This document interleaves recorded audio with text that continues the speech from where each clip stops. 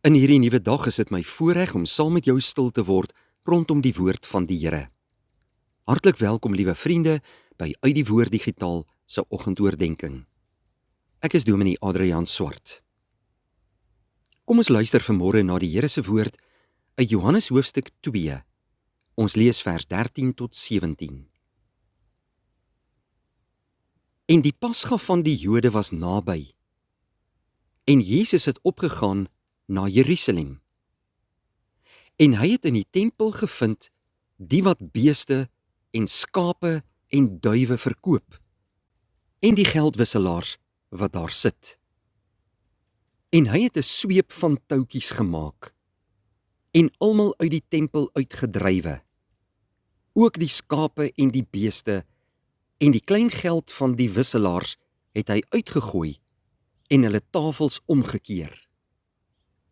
En vir die duiweverkopers het hy gesê, neem hierdie dinge hier weg. Moenie die huis van my Vader 'n handelshuis maak nie. Liewe vriende, die Here Jesus Christus is 'n God van groot deernis, liefde en empatie. Hy gee om vir sondaar mense. Hy wil 'n verskil in mense se lewens maak. Hy wil mense na God toe lei. Maar hy het ook baie groot eerbied en respek vir sy hemelse Vader. Ons sien dat Jesus, toe hy daar in die Pasgatyd na die tempel toe opgegaan het, gevind het dat mense die tempel van God vir 'n verkeerde doel gebruik. Vir hulle het dit nie gegaan om die Here te kom aanbid en offers aan hom te bring nie, maar hulle het selfs tot binne in die tempel handel gedrywe en wou geld maak. Dit het oor hulle self gegaan. En ons sien hier 'n ander beeld van Jesus. In ons teks is hy nie die verlosser wat met deernis en empatie optree nie, maar met baie groot erns en met baie streng voorwaardes. Hy vleg 'n sweep en hy begin die mense daarmee slaan. Hy jaag al die verkopers en die handelaars uit. Hy gooi die tafels om. Hy gooi die klein geld uit en hy jaag die mense uit die tempel uit, wat dit 'n handelshuis wil maak. Die tempel van die Here was destyds gesien as 'n gebedsplek, 'n plek waar God teenwoordig was en wat met baie groot eerbied en respek behandel moes word. Dit is die hoofdoel wanneer na die tempel opgegaan word, naamlik om God te aanbid en dank en lof aan hom te bring. Dit is nie 'n geldmaakplek nie. Dit is nie 'n handelshuis nie.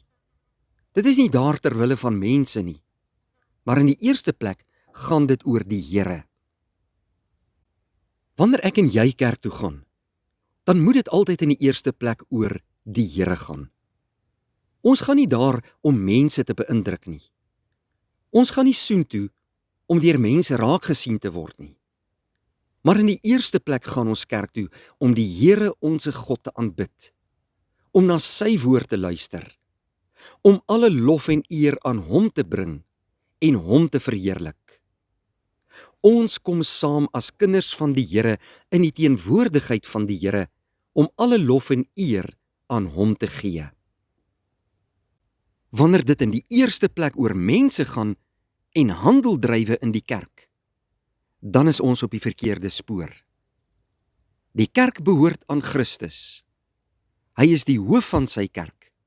Ons is sy kinders. Ons gaan kerk toe om te luister na sy woord en hom te aanbid.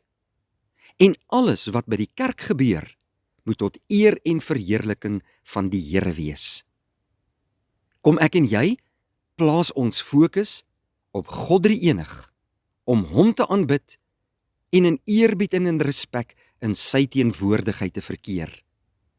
En mag ons eredienste 'n geestelike belewenis vir ons almal wees, wat altyd tot eer van die Here sal wees en tot uitbreiding van sy koninkryk.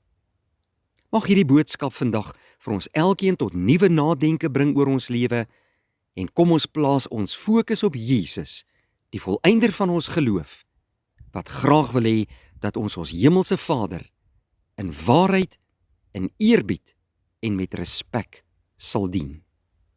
Kom ons bid saam. Here, dankie vir 'n wonderlike dag wat ons uit U hand ontvang en soveel genade wat ons beleef in ons lewe. Dankie dat U ons Vader is wat ons deur U woord leer.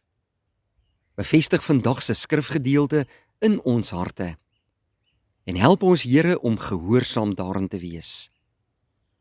Ons loof U dat U ons Vader is wat ons liefhet, versorg en seën en dat ons elke dag uit U hand kan lewe.